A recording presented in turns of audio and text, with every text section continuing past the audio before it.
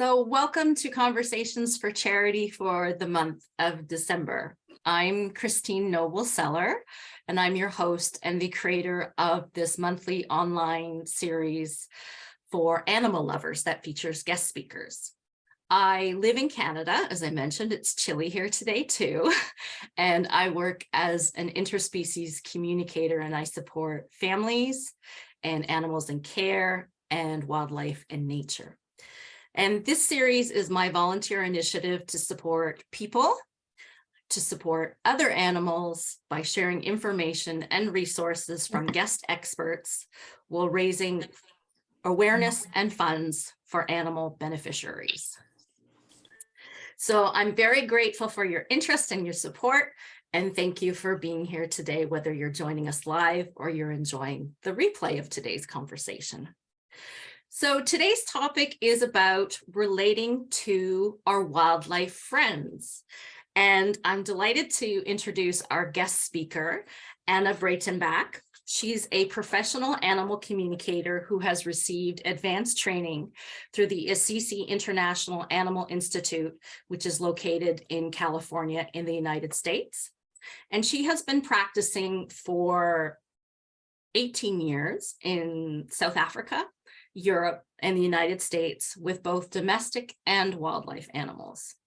Her conservation experience includes working with cheetahs, lions, wolves, baboons, and elephants in educational and rehabilitation programs.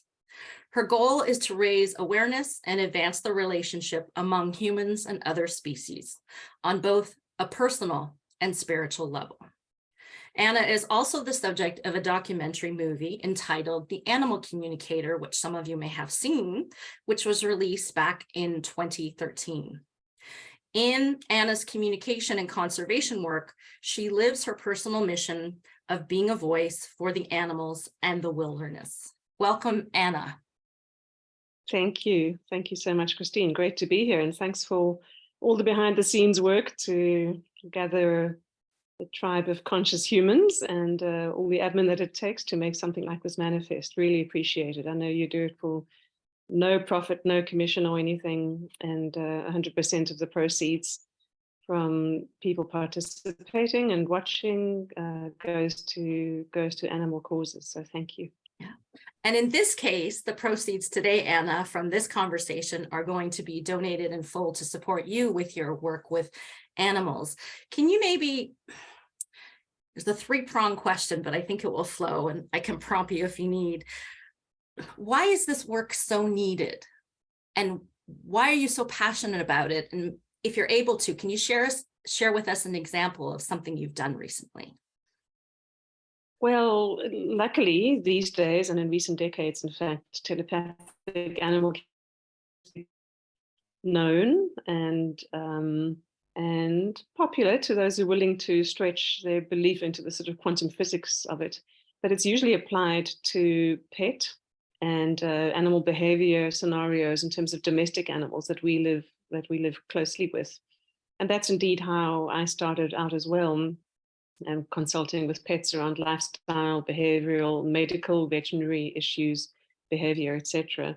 But I remember back in the year 2000 when I started my studies with the Assisi Institute, we had to do 60 case studies to get certification, double-blind case studies, communicating with animals we didn't know who lived with people we'd never met, so that the animal's person or caregiver could become the one to give feedback on our communication, our accuracy or otherwise, and give the corroboration.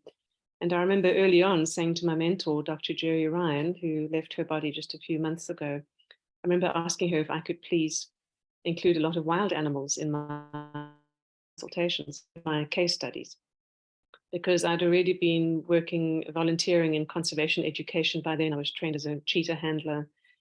And she was thrilled at the idea, but it presented a little bit of a problem because for truly wild animals, there was not going to be any human to corroborate the accuracy of the information I was getting from them or not. And so we found a nice middle path. I did several of my case studies with captive wildlife who, still had circumstances that needed some negotiating around. So why I think it's so important to connect with the wild creatures in general, whether it's telepathically or just, personally. It's because in this day and age, we see about, we hear people speak about the habitat loss, biodiversity loss. And it's not just about the science of it and the numbers of it. It's about the loss of relationship for us humans. And the more we lose that fabric of relationship and that participation in the web of life, our children and our future ancestors are not going to know that experientially. And so any possible co-created solutions for sustainability, for considering the earth and her gifts as more than just resources, that's going to be dwindling if we don't actually get into right relationship. And this is as simple as in our everyday lives. And that's why I'm very passionate about this. And then separately in my conservation work and communications with wildlife causes, I help with the areas in which there's extreme threat and danger and habitat destruction and the poaching of birds and elements and injuries and the hunting of wolves in supposedly protected areas. And all of the pro bono work I do in those fields is completely uncompensated. No one pays a cent for it because it's frankly considered really fringe and really edgy. It's like out there, way out there. And it's only the ranger or wildlife veterinarian or zoologist in the field who will dare to actually, when they've exhausted all other options, perhaps contact an interspecies communicator to try to find out what's going on and how to directly help the animals. And so it happens quite a lot under the radar. The mainstream science qualifications that have people in conservation careers don't make space for these energetic ways of knowing things. And so it's much less accepted than in the pet and domestic animal world.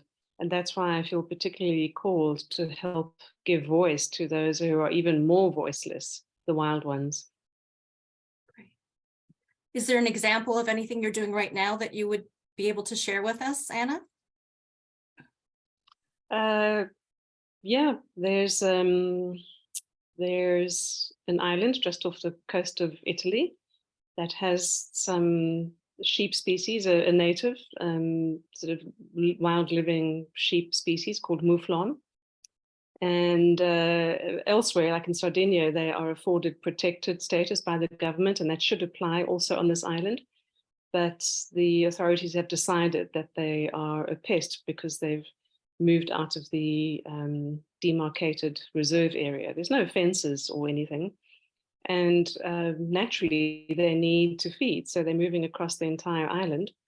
And Greenpeace, the European branch of Greenpeace, is involved with a lot of campaigns and legal work and education initiatives. But it comes down to the government overriding all of that. And already several weeks ago, issuing hunting licenses. And it's a highly volatile situation, and the hunters are very eager to make a point and just wipe out this species on the island. And I've been remotely, from where I'm sitting in Portugal, I've been remotely communicating with those sheep about from which direction the danger comes. So for example, I look on Google Earth at an aerial view of the island and work with some of the photographs that an activist friend of mine has sent. And he was also clever enough to send me a photograph of a particular landmark on the island, which would designate, an area both of safety and one that they should avoid, where there's more people. And so I can telepathically convey to these sheep, almost as a broadcast message to all of them, what to head for, and literally which bearing to head for to get to safety. Of course, it doesn't mean that they're going to all do that, because they have their needs for being out of the safe zone to do with feeding and natural movement as well. But they have the information now, and we'll see how it goes. So it's these sorts of things that can be done remotely as well. Sometimes it does require me to be actually on the ground because of the nature of the landscape and topography, and I need to be able to describe to the animals where danger is and where safety is.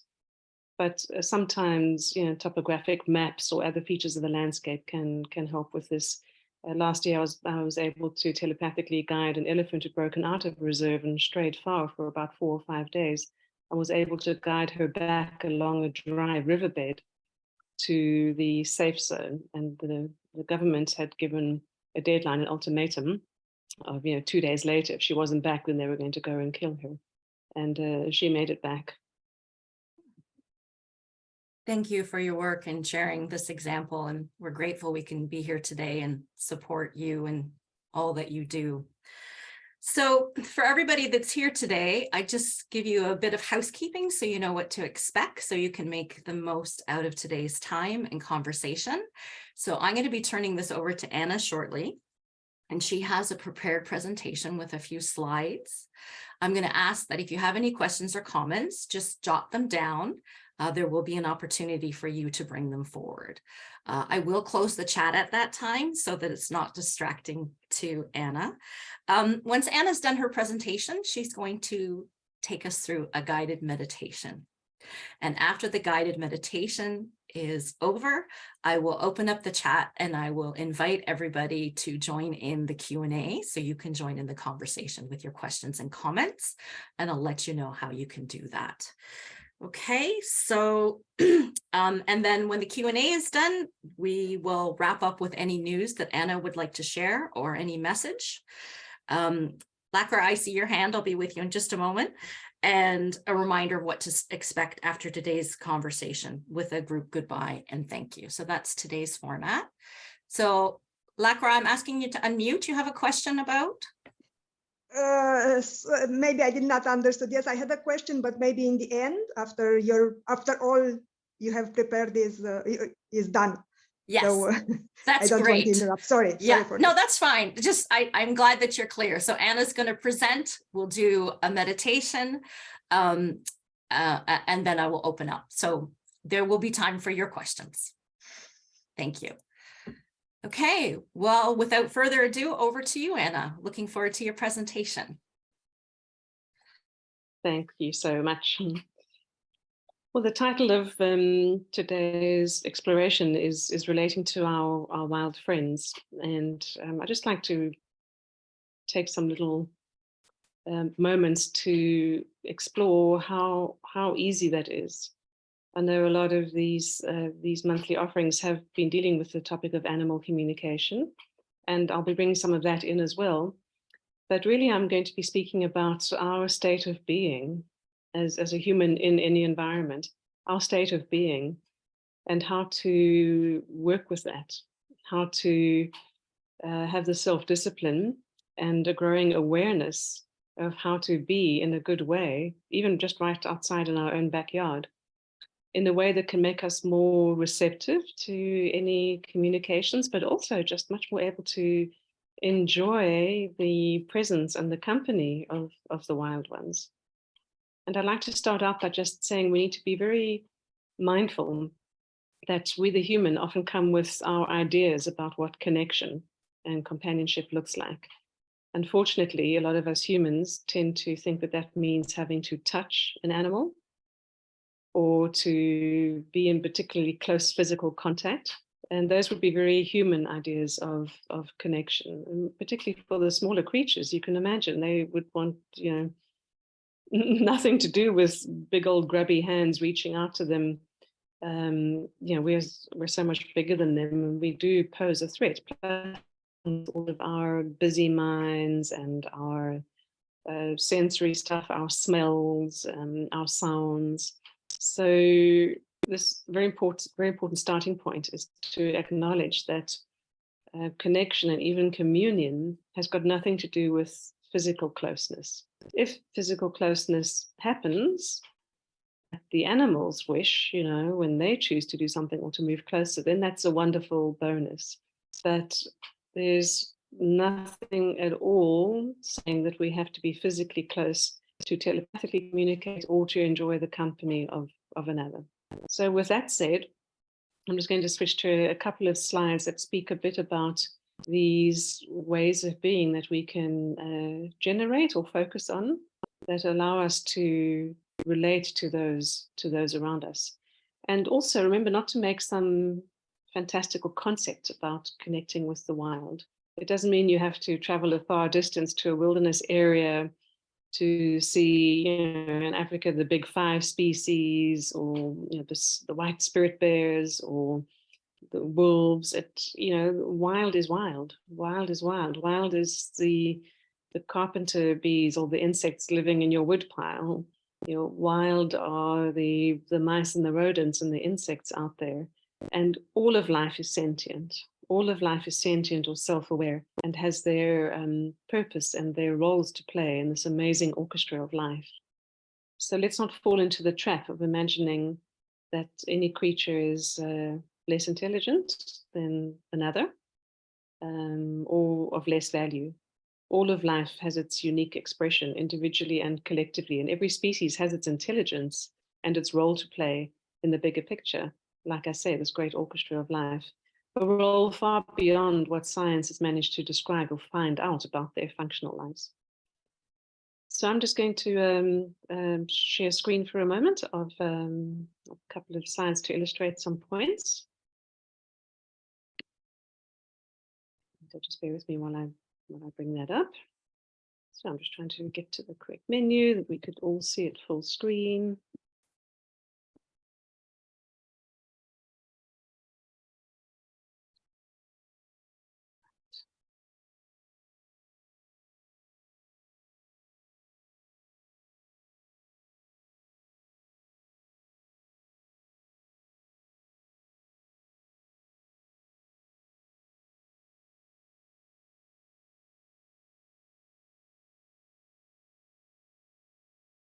Okay. You'll need to tell me verbally because I've got the thing. Can you see this now? Can you see a slide with a dog and a butterfly? Yes, it is. It isn't full size. It was, and then it minimized, but the screen is there. Yeah. Yes. Thank you. Great. Good. So animal communication, by the way, happens not just obviously between humans and other animals, but it's happening out there the whole time also. And if we're lucky enough to observe some of these moments, we might encounter a sweet little interspecies connection between even domestic and wild animals. And you'll notice in those moments that there is this sort of understanding and mutual seeing and a moment of wonder, really. In fact, when we were filming the documentary, The Animal Communicator, our working title for the longest time was Moments of Grace.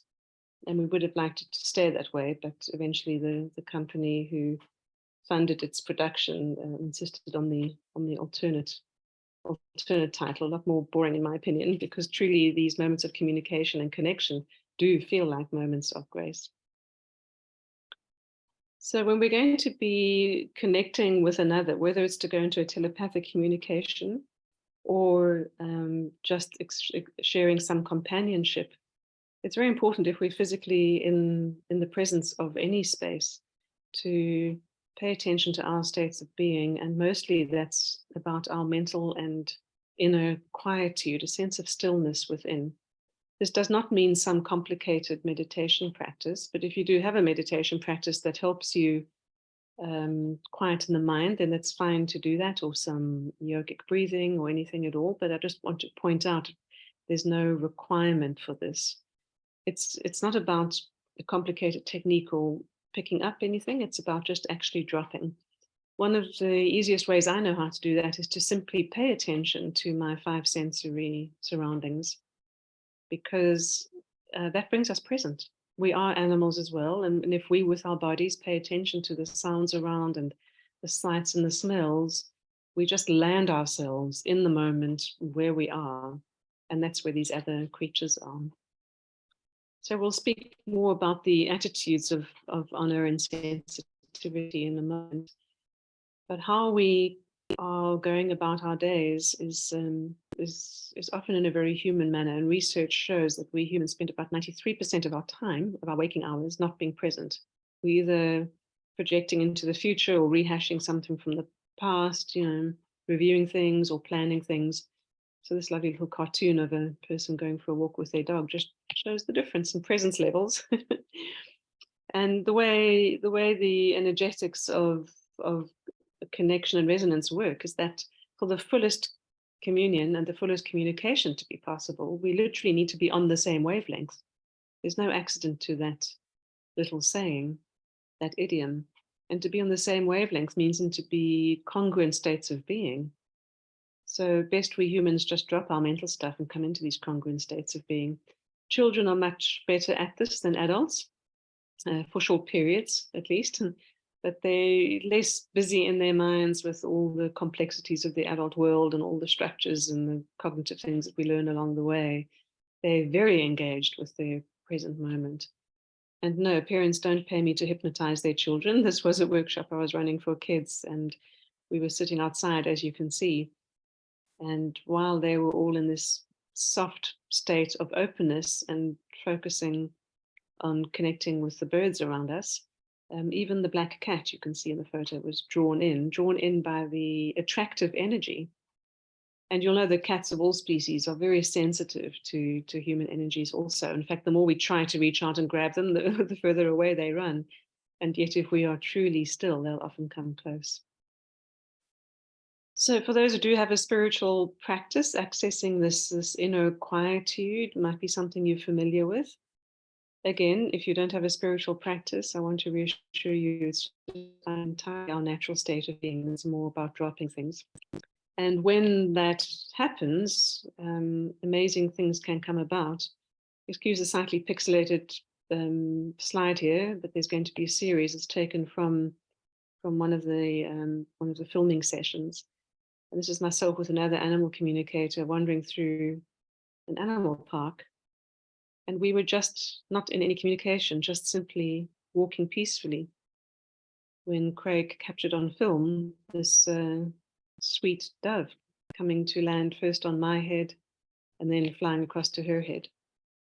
On another occasion in the nature reserve on the seaside, we were wrapping up an animal communication class by standing in a circle with our eyes closed and simply from our heart giving thanks for all the wild ones, for the creatures on the land, for the creatures in the water unseen. We hadn't done any water-based activities, but we were just sending out this blanket of gratitude to all of life around us.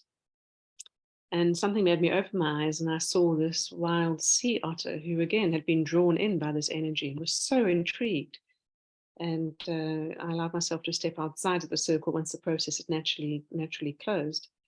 And he stayed for about half an hour, so intrigued by what he perceived as a different sort of vibe coming off this group of humans compared to the usual tourists that go to that very popular park.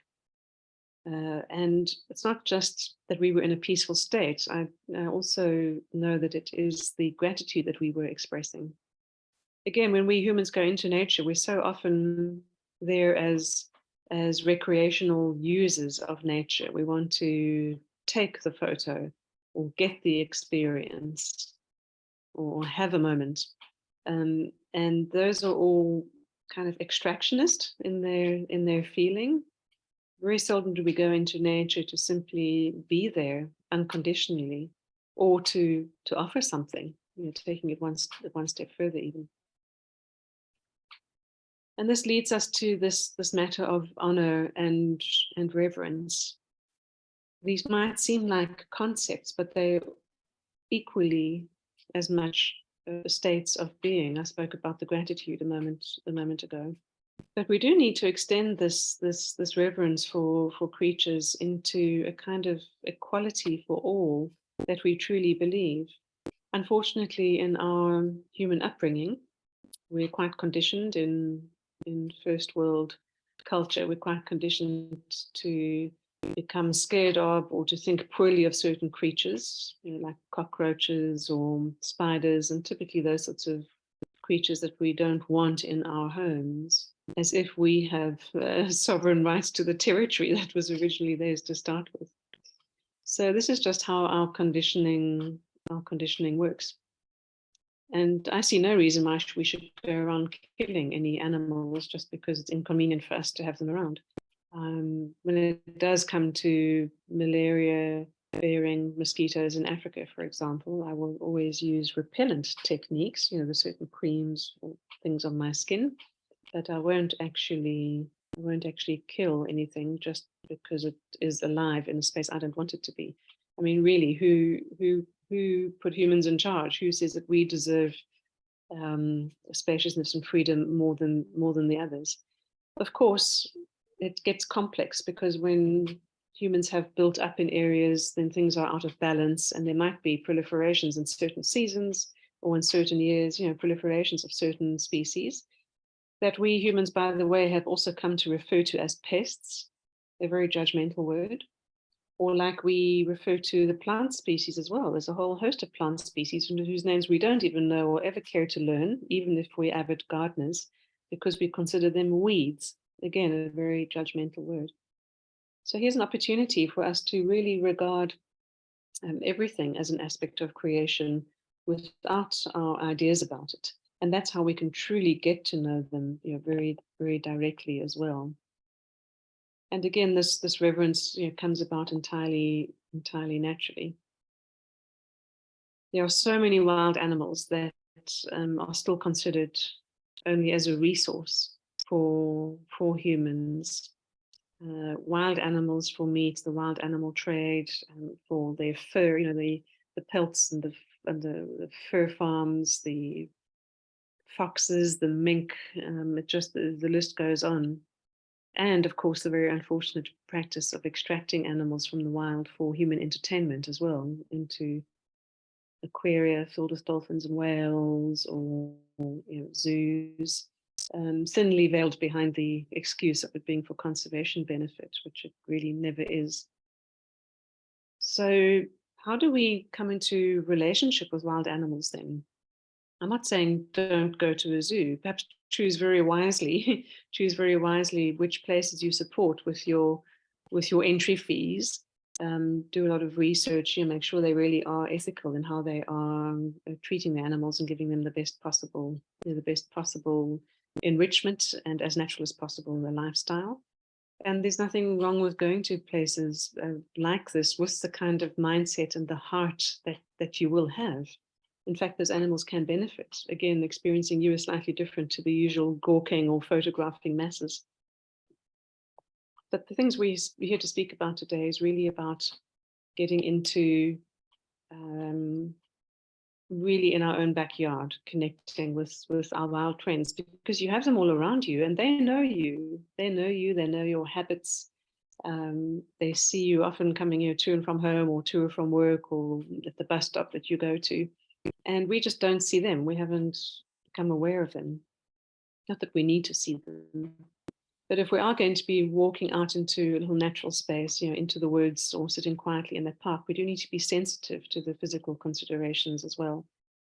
It's quite common for people who are around horses a lot to be aware that with animals whose eyes are on the side of the head, it's good to then approach from the side, so that they can see you fully.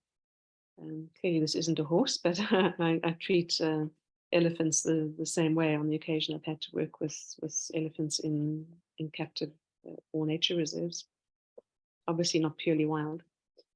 And also try to think as an act of imagination, project yourself into the animal's perspective and then look out through their eyes, so to speak, as an imagined act. Look out at yourself, at the human approaching. And you might develop a wonderful empathy for how it is for them to have this human approach them, what you look like, what kind of, what you feel like, what sort of threat you might present. That can really help you understand how to naturally move more softly, more quietly. It might take some effort, but do be careful to or mindful to walk softly. Don't just go clump in heel toe, but move softly without a contracted energy, because if you're tiptoeing and being all careful, that's actually sending off a very contracted vibe that's quite similar to how a predator would be behaving, creeping up on prey. But be relaxed in yourself. And when you're relaxed in yourself, they sense that also. So be aware of the physical considerations. Be very careful not to disturb the wildlife either. That's so important. When I see kids chasing seagulls or chasing birds because it's fun for the kid, I think, gosh, how unfun it is for those birds, because birds don't fly away unless they really, really have to. All of life, all of the wildlife certainly operates on the conservation of energy principle, and they'll only expend the energy and the calories that they need to avoid danger or to get food or do the necessary. And that's why birds will often walk across a street instead of fly across a street if there's a car approaching, because flying uses a whole lot more energy that they then have to go and spend considerable time and effort finding ways to find more food to replace those lost calories, so they don't freeze to death overnight, so they can keep their bodies warm and functioning. So if I'm walking down a path or a sidewalk and I see birds doing something that's helpful for them, like feeding or drinking, then I take the detour around them so as not to disturb what they're doing for the sake of their lives. I had an occasion to give a quick story where I was on a boat in a very wide channel between the lagoon and the sea. And I was sitting quietly on one side of the boat and fishing, actually. And this little bird came and sat right next to me on the wire. It was a very windy day, as you can see. And it seemed quite tired from attempting to fly across this channel. It was a juvenile, it wasn't yet fully adult. And so I secured my fishing rod and moved to the other side of the boat so as to give it the space to rest without needing to worry about and be fearful of what the human might do, particularly with my hair blowing all over the place and all this movement that is very, for birds are very sensitive to movement. So I moved to the other side of the boat, and lo and behold, about 30 seconds later, the bird followed and came and sat again right next to me. And that's when I realized that it wasn't particularly perturbed by my presence, and in fact had appreciated my moving away, and my moving away made the bird feel comfortable to move closer. And when I checked in with the bird in a communication way to just ask how it was feeling and faring, yes, it was tired, enjoying the rest, but also in its youngness, in its youth, very curious. And because I'd asked the bird how it was feeling in its body, the bird reciprocated and was very curious about, oh, what does your body feel like? So I gently extended my hand and said, well, if you'd like to feel human skin, then you're welcome to. And I ever so gently and super slowly extended my hand, and the little bird hopped on just to experience connection in this way, not as an esoteric concept, but it was really curious about the human body, the human animal body and human skin. And we hung out like this for a few minutes. No need to do anything, just enjoying each other's company. And these kinds of moments can be like taking a long road trip with your best friend in a car. You're not going to be filling every moment with chatter and talking and exchanging data and information. You're just going to be enjoying each other's company. So this is an example of having moved away from an animal and the animal really reciprocating by wanting to come in close. I've had so many similar encounters, but clearly didn't, whip out a phone or have a friend with a camera around at the time. Plus, by the way, wanting to take photos of these things would break my connection in the moment, because I've become an observer rather than a participant in that moment. But I've had in a house that I was renting once, I had a dragonfly come at a certain time of day, like birds and insects do. They're very ritual with their habits. They do things at the same time of day. And I can tell the time by the sounds of the crows. As the crows fly overhead, I know it's 11:10 a.m. in the morning. And true as Bob, when I check the clock, it's always like that, despite the shifting daylight hours as the weeks go by. So they're very regular, usually tied to sunset and and sunrise in terms of the things that they do. So when I noticed this dragonfly outside their house a few days in a row, I went outside and had a little friendly introduction and a greeting with the dragonfly. And I've been fascinated by them since I was a little girl, and also at the combination of their gossamer thin wings and their exoskeletons of their bodies. And of course, I would never even try to touch a dragonfly's wings, because who knows how I might harm a wing, even if it doesn't obviously tear or something. Perhaps just the oil on my skin would somehow affect the quality and functioning of the dragonfly's wings. But I asked this dragonfly if I could please feel what its exoskeleton was like. And the dragonfly said, sure, and sort of bent slightly forward, lowered its wings to the ground, exposing its back, sort of at what I would call the shoulders. And again, I very slowly and gently moved in, only after showing the dragonfly what I was going to do. So I telepathically projected to the dragonfly the image as if I were them, seeing this human hand come towards them and then going around their back and placing, the feeling of slight pressure between their, what I would call shoulders. And this happened very, very beautifully. Essentially, I gave the dragonfly a back scratch. And when the dragonfly came back every day, I would do the same for a couple of weeks. And yeah, until it had enough of that. So again, touch isn't what we should be seeking, but sometimes the most amazing miracles can happen.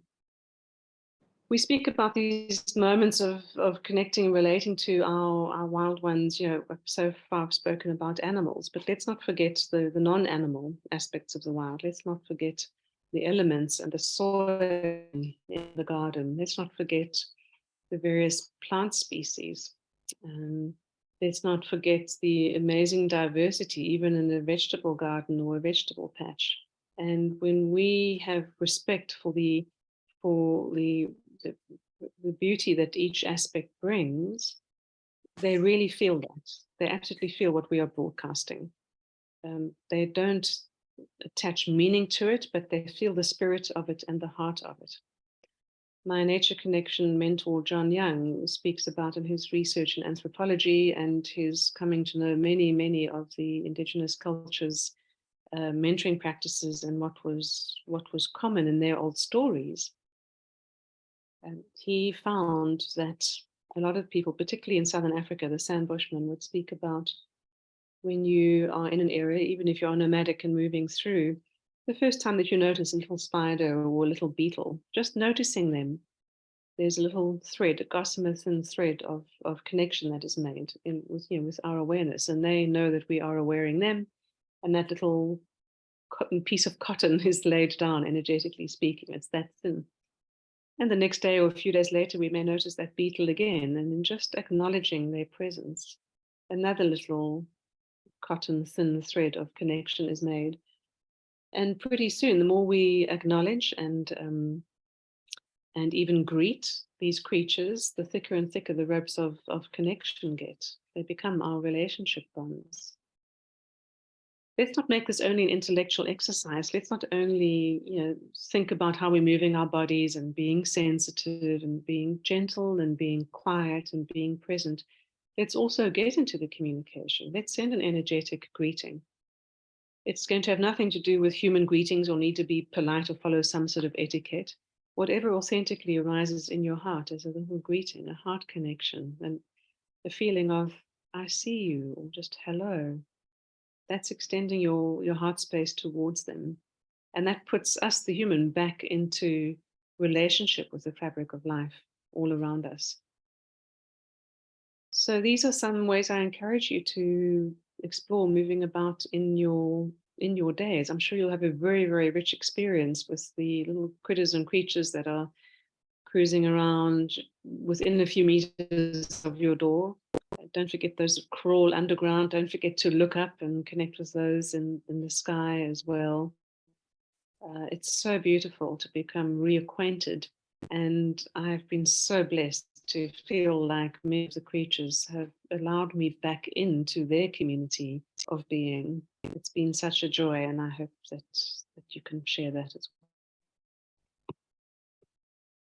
So I'm going to pause here for a moment and invite us to enter a brief process just for a few minutes. I'm going to guide us into contemplating some of the qualities that can help us be available to life in this way. Some of these inner qualities that we spoke about at the beginning, like the reverence and the quietude. So you may want to close your eyes to minimize the visual distractions from your immediate environment.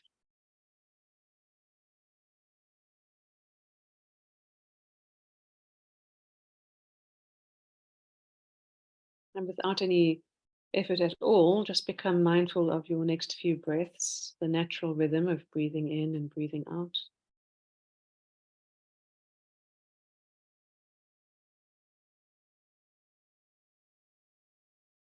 With each breath in, a sense of stillness and calm spreads throughout your body to the furthest cells and nerve endings and muscle fibers.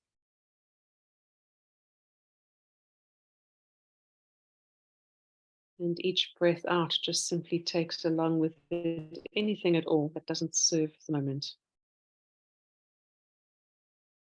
Any expectations, any random thoughts, let them just come and go. Let them be in the background without engaging. And just drop any subtle tensions in the body as well with each out breath.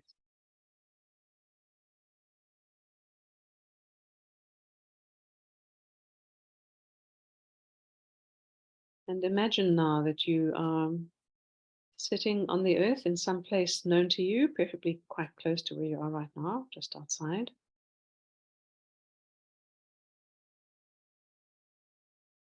You're sitting quietly on the earth. Perhaps your back is leaning against a wall, or a tree, or a stone, or a rock. And in this place, your eyes are still closed as they are now.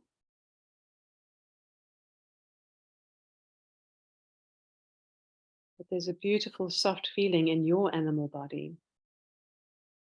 You allow yourself to feel the force of gravity holding you in a close embrace,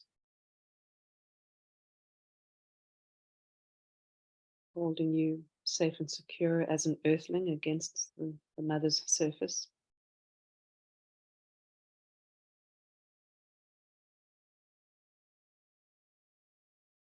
You can feel the warmth of your own body, your own mammalian body.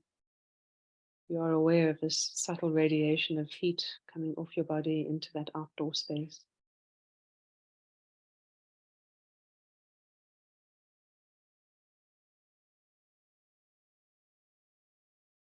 And without needing to know anything about your surroundings, you just know that you belong here.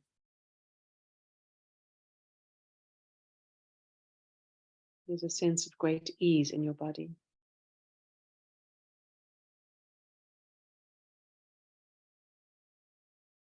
And now your attention goes to your heart center. Somewhere in the center of your chest, there's an extra warmth in this place of your physical and subtle body.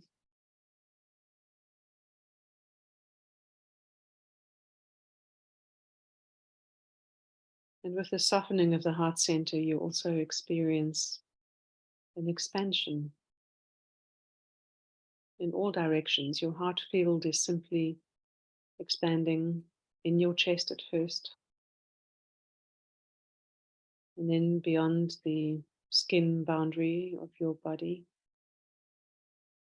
forward, out behind you as well, and to the sides.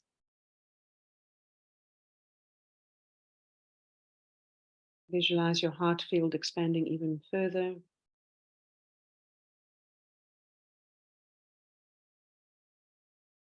Like a lovely, gentle wave, slowly expanding into and through this outdoor space.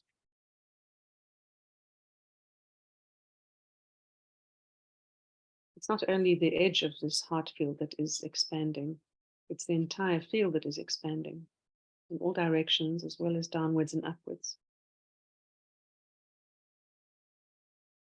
And as your heart field continues to expand, it includes everything in it. There's this unconditional, undirected love that is the nature of your heart, which includes all that you can't see, all that you can't hear, all creatures great and small, all plants and microbial beings, all the molecules of water and the nutrients in the earth, all the sap that's rising or falling in the trees and the plant stems.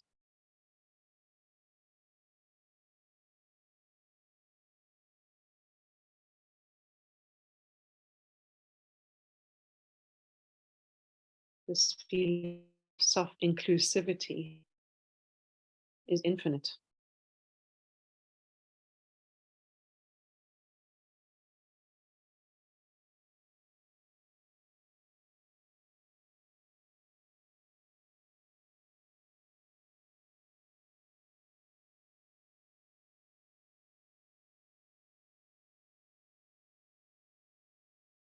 You are also enjoying this state of being. Include yourself, your own animal body in this unconditional love.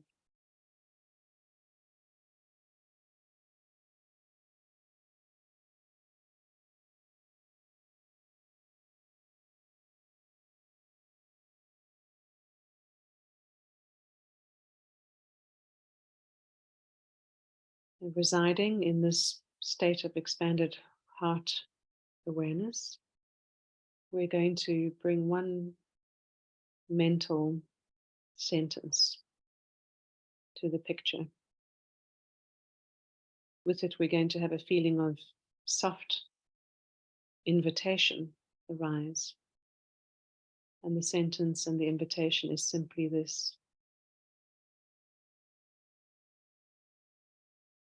is there anybody here who would like to show themselves or show me something?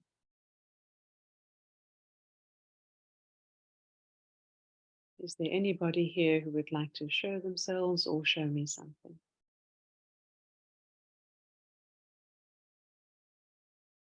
You remain in your center as you offer that invitation. You don't move towards any goal, and you have no attachment or desire for any outcome.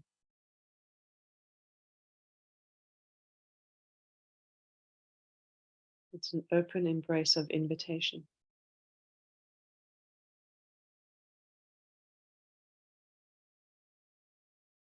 And when the time is right, you will know to pay attention to what impressions might be coming to you energetically behind your closed eyes. Sudden knowings or mental images or phrases. Or you'll know when the time is right to open your eyes and in a soft gaze, behold your environment and truly see with the eyes of the heart who your companions are in this moment.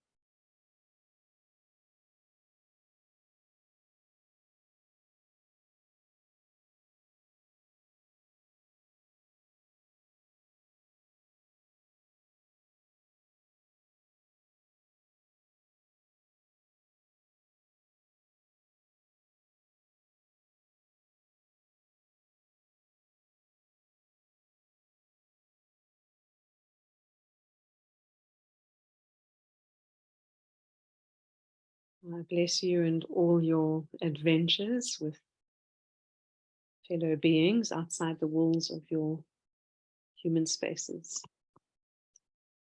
Feel free to follow this process or any parts of it that you remember whenever you are outside, and enjoy the beautiful connections that I'm sure will result.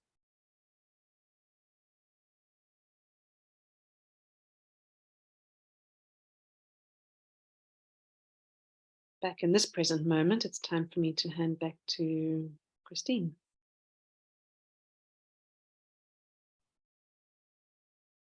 Thank you, Anna. Just allowing everyone to come back. It's time to open up the conversation for our Q&A, for questions and comments for Anna. We'll take as many as we have time for. I am opening up the chat.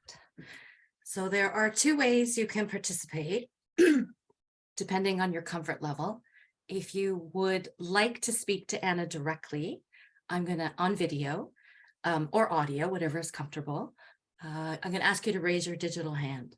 For those of you who don't know, you just go to your dashboard and you will see a button that says reactions. You click on the reaction buttons and you'll see a bunch of emoji faces and you'll see raise hand, and that will raise your hand.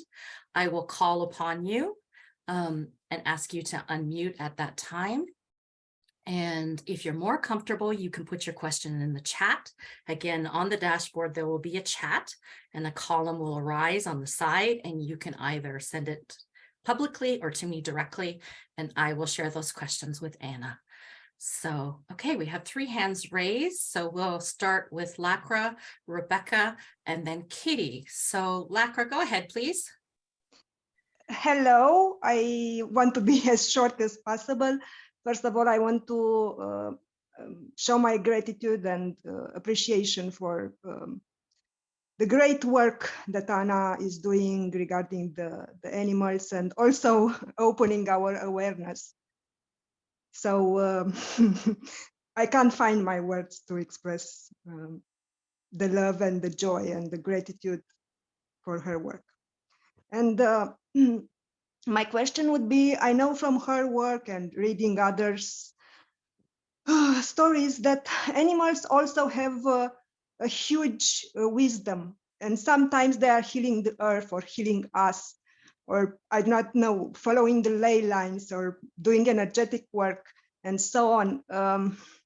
So it's more than seeing them as eating and flying and so on. How can we open and see and receive their wisdom and maybe guidance sometime? And thank you. Thank you, Lacra, and thanks for your honoring of that very important aspect of the animals too. Yes, they do. So far we've been speaking about connecting with animals individually, as individuals and friends in our environment.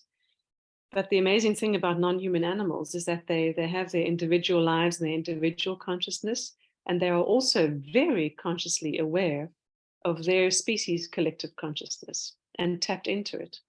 When I was working with captive cheetahs in the 90s, the captives were very aware of what was happening and the challenges being faced by the wild cheetahs that they'd never met, for example. And some of the captive cheetahs had specifically chosen to be ambassador animals to help educate humans for the sake of their wild cousins, living a more natural life. So yes, it goes back to some of the original peoples and the first peoples' wisdom, something that they didn't question, they just knew also, is that certain species have certain characteristics or sacred qualities that they bring forth in their lifetime.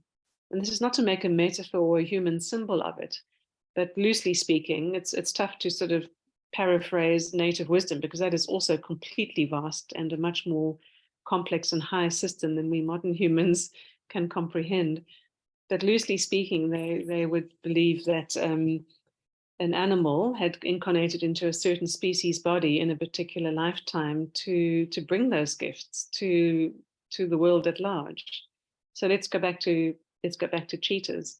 We know that cheetahs are the fastest land animal on Earth, and the native peoples in Africa would say that the cheetah's medicine qualities or archetypal energies are speed and focus. And we might just dismiss that as saying, oh, well, that's just an idea because they're the fastest animal. But no, they would say that a soul would incarnate as a cheetah to really bring the medicine of speed and focus. And that if one is called to cheetahs, or is lucky enough to see one or dream of them or be attracted to cheetah artwork, that you would then need to notice that these might be qualities that are in your field, because they're asking for you, the human, to integrate them. So even on a personal level, it's, for us, meaning human personal, it's important to notice which species we consider our favorites or we have encounters with, because there'll be some medicine in that. And online, you can find resources about what the totem or medicine qualities of a certain species are. Aside from that, and completely separate from human gain, yes, there are certain species that are very, very specifically, well, again, let's come back to the idea of the orchestra of life, and every instrument has its role to play in the great symphony, as a particular tuning, as a particular role to play. And so animals like the whales and the elephants on land, their migration paths do follow the major ley lines, and their whale song and elephant song is said to be tuning and keeping healthy these energetic lines that form the fabric of the stability of the earth. So, whale song and dolphin song will also be for communication between them on a behavioral level and a practical level between individual whales or different clans or families. But it's also contextually helping with healing the planet. These many gifts that the different species bring are all equally important, and some species seem to be comfortable with or even choose to actually sort of reach out energetically and connect with humans. And we're so blessed to have some of these species, particularly some of the larger ones who could just, kill us if they wanted to, or even accidentally. And they don't. They're very careful around us. And there are so many tales of dolphins, for example, saving drowning people, or showing up for sailors in distress, or healing people of cancers and neurological disorders. So sometimes they choose to also gift us with their particular qualities, but every single species has a role to play for the sake of the greater good. And that greater good doesn't always relate to humans. It can often relate to the immediate environment. Some species are working with the health of waters, Some are working with the rock medicine and the landscape. Some are working with memory. It's a very multidimensional and beautiful orchestra. Thank you, Anna. Thank you, Lacra, for sharing your appreciation and your question. So, Rebecca, go ahead, please. Thanks. And I do want to just second what Lacra said, and thank you, Anna, for being here with us today and sharing your experiences and knowledge and work in this area. I have kind of a practical question and then a more maybe esoteric kind of question. I was curious about your work with the mouflon. I used to, as a young woman, work at the Metro Toronto Zoo many years ago, and there were some animals that always, even I was not communicating it, at least not consciously, and there were some animals that would just I don't know, I felt like there was such an interesting, powerful, almost wise energy about them.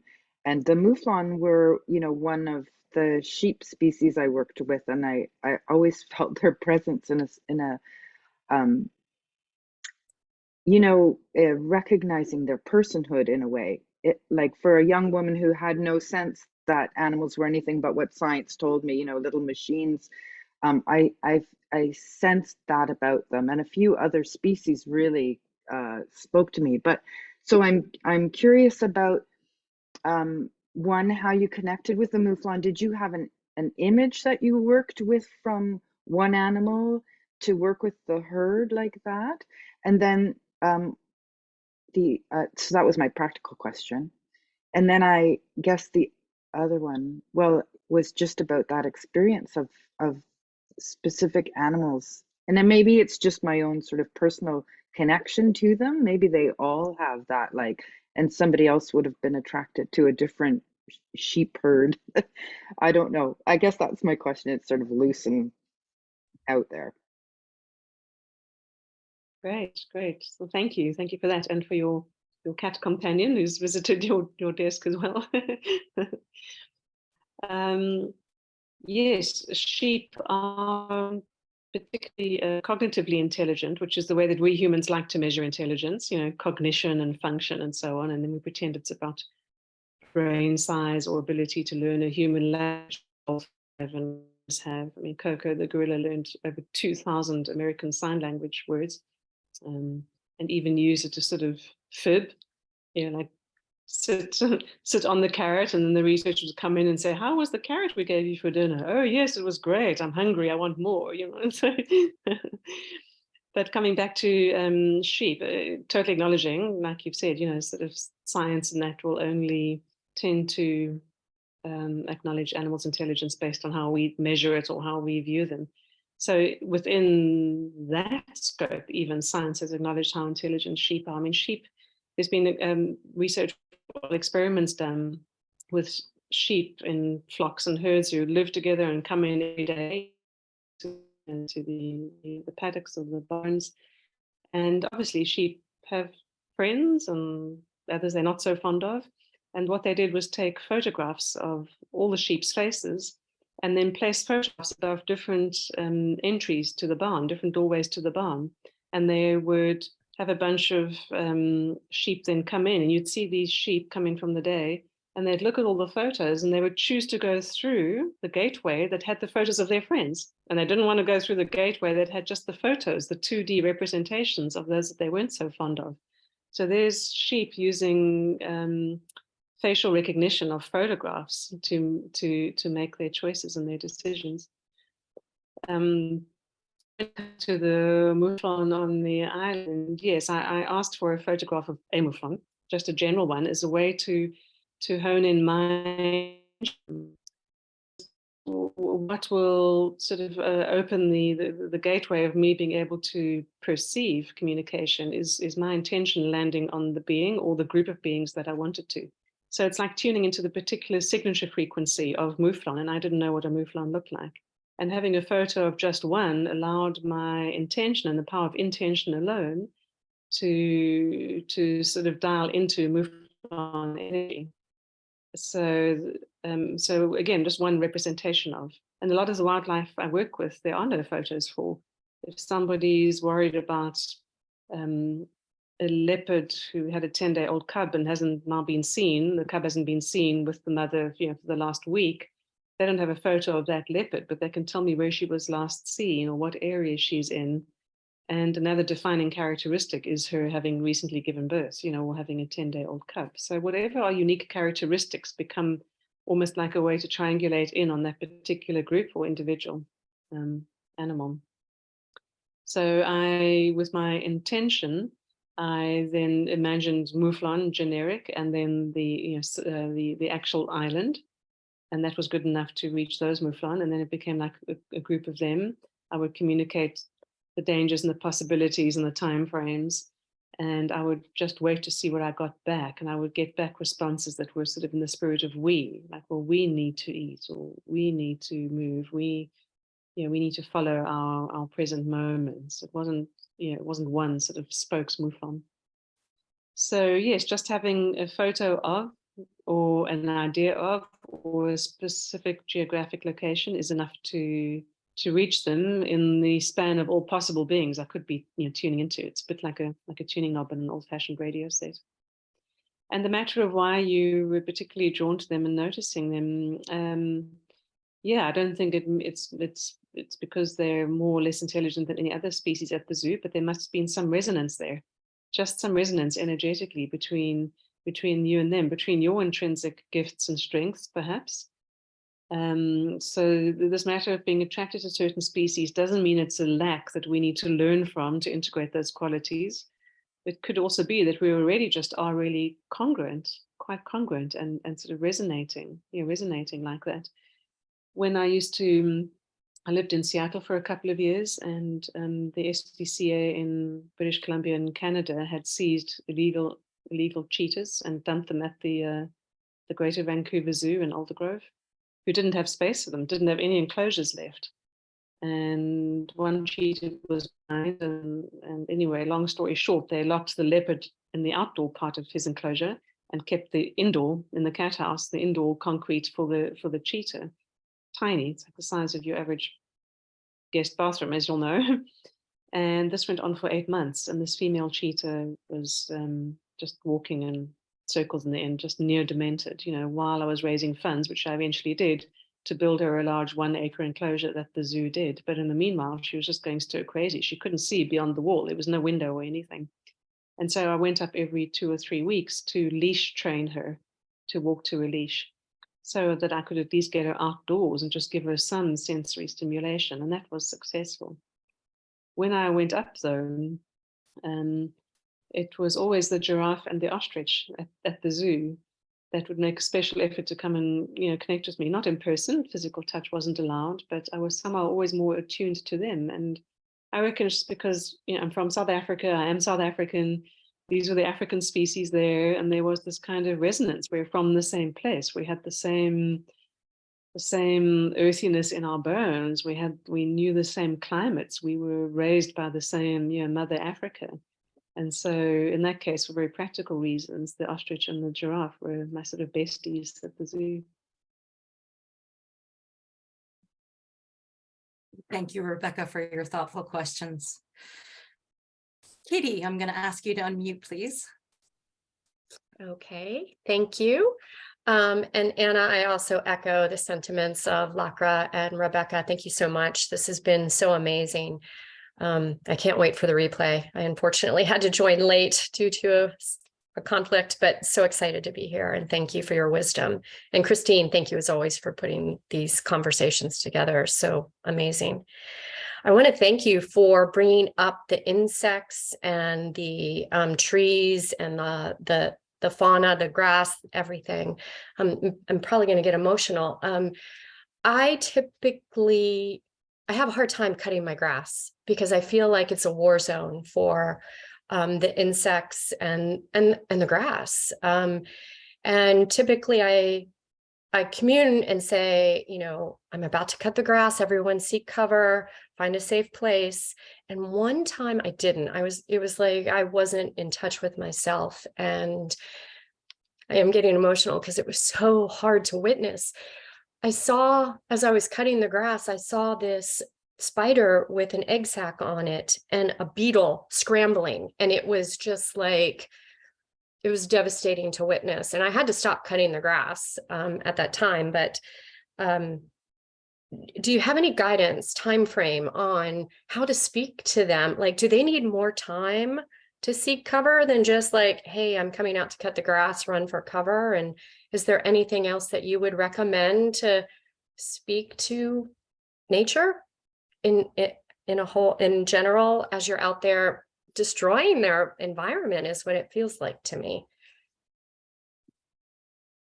Well, thank you for your kind consideration and for operating the way you have been. Very few people do. The great lawning of America and some other countries is an absolute aberration, and needs to be dealt with sensitively. But the overarching truth of the matter is that all the wild ones, all the non-humans basically, do not see physical death as like a final curtain, the end of everything. It's not like, well, that's it. They see physical death they experience physical death as a transition in a state of being. So they're not as attached to this idea as humans are about longevity at all costs, staying alive as long as possible. It is about quality of life while they are alive. And of course, a spider with an egg sac would want to stay alive long enough to contribute to her future generations, to complete that process. And survival instinct and everything is very strong with animals, and so it should be. It's just how the whole plays out, and it's a physiological imperative. But when the moment comes that the lion has the antelope in its grip, you can see the antelope's eyes becoming very peaceful with its final out breaths. Not because it's in shock, but because it knows it's now letting go, just letting go into a different state of being. So there is that overarching wisdom that can help us feel less guilty. And it's also true that just as we move about, we're inadvertently stepping on and treading on things. I mean, I am careful. I look like I'm walking like a drunk person or something often because I'm doing sudden side steps or lurches to avoid the ants I've suddenly seen, or that little, beetle on the sidewalk. So as much as our awareness allows, without us becoming paranoid or contracted about it or guilty about it, it's good to move sensitively like this. But the truth is that just in walking, we're going to be ending the lives of some critters. And it's not just us, the cats, the dogs, the elk, the deer that's walking, the wolf, they too are crushing things as they walk. And it's not an act of cruelty. It's just part of this, the hubris and the humus of life, and this constantly refreshing and recycling matter and form that we're going through. And so what I can recommend is maybe just doing away with your lawn, with your grass altogether. If you can, you find an alternate way, or just make one strip or one pathway through it that you walk on. But when it comes to even vegetable gardening or pruning, pruning wild growing things, yes, give them a little more time. What I do is the day before I'm going to be doing something, I just let them know, it's going to be dark. I visualize the dark of night, and then when it's daylight tomorrow, I'm going to be coming, and show what you'll be coming with, the machinery, the equipment, or whatever. If you are ever needing to use sprays, go for natural ingredients, not chemical ones, because those have a whole host of other unintended consequences down the line and across the food chain as well. So do give them more time, and there will be some who cannot move away fast enough, or who don't want or need to move away, or these territories are so tiny that they're not going to be able to go, a few yards or meters, and that's okay. It's just part of the recycling of things. Even though the grass and the lawn is usually a human created thing, it being cut does give back to the earth, particularly if you allow most, if not all, of the grass to remain there and to feed the survivors and the future generations of those critters. Everything is being recycled all the time, and you cannot destroy energy. It can only be transformed. So feel less guilty about it. You're already moving with complete awareness and kindness. And the loss of physical life needn't be such a loss as we humans make it out to be. It's simply a transition in a state of being, particularly when we are moving with care and awareness and kindness. Thank you, Anna. Thank you, Kitty. I really appreciate your question, living in Canada, and the obsession that many Canadians have with their suburban lawns.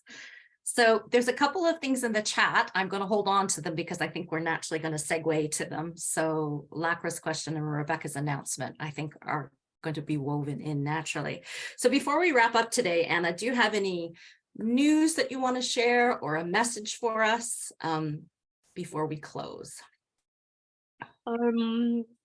Just to say, for those who don't know already, about the happy news about Spirit, the black leopard. He's in his 20th year. He's in 21st year, actually, alive and well. And you might remember from the portion of the documentary that mentioned him, one of the questions that he asked me when I was communicating with him was about the 2 leopard cubs he had known at the breeding facility he was at before. And it was him asking about them that convinced the human keepers that communication was real, because they had forgotten about the fact that there were 2 leopard cubs next to him when they went to fetch him. So they at the time found out that they'd gone to a zoo, and we reassured them that they're fine. Anyway, a few years ago, unbeknownst to us, that zoo closed down, and they didn't know which zoo it was, but a zoo close to them closed down, and two adult leopards were surrendered and brought to Jacani. And leopards are solitary creatures who never live together, other than when a mother is raising its young. And if you try and put 2 adult leopards together, you're going to end up with 1 or 2 dead leopards for sure. They will fight to the death. But they were behaving friendly across the fence, and they called me in to communicate. I interviewed all 3 leopards, and they said, well, we are the 2. We know each other from before. And the managers at Jacani took the brave decision to then put them all in the same enclosure, against all the advice of the vets and the zoologists, because normally would be fatal. And they all basically lived happily ever after.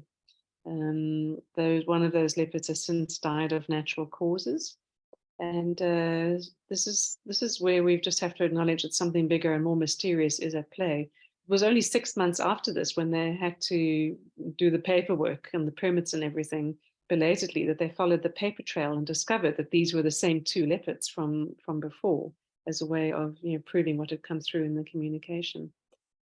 My website's way out of date, but I do have a YouTube channel, AnimalSpirit, and the little video update of what I've just told you, shot earlier this year at Jacani, shows Spirit with these leopard friend, and he remains such a great inspiration. He really does. The lives and the hearts that he has touched and has done wonders for the acceptance of these intuitive ways of communicating and the acknowledging of animals' intelligence in general.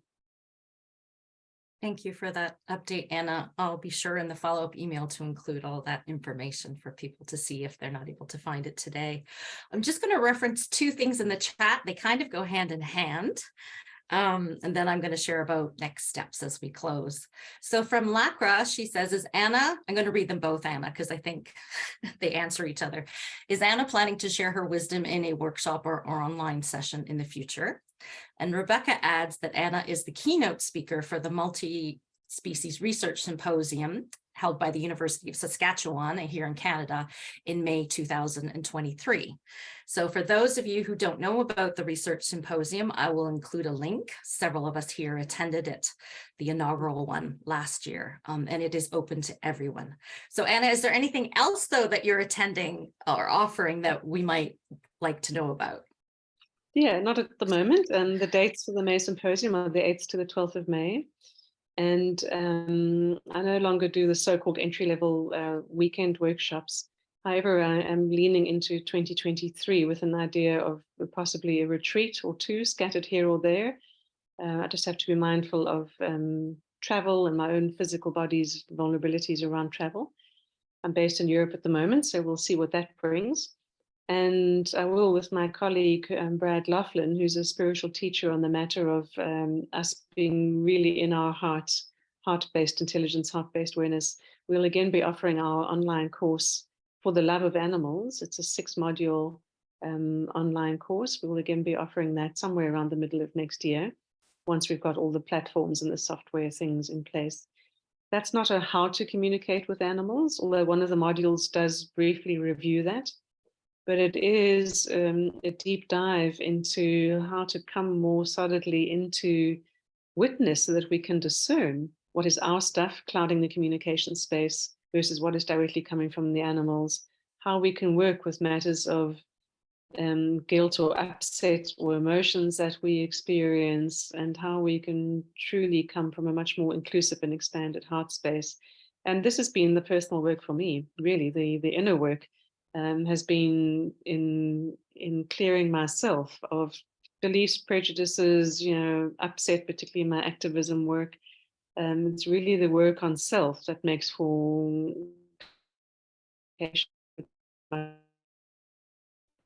inadvertently putting my spin on it. So that course will be available.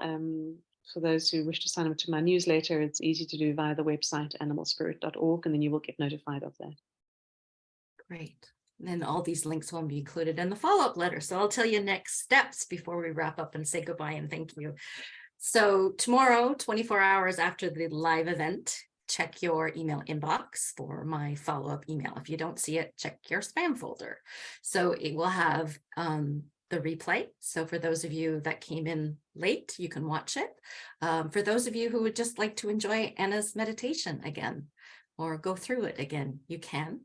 The link is time sensitive. It's valid for 72 hours. There will be an expiry date and time on it, so it's clear when it expires.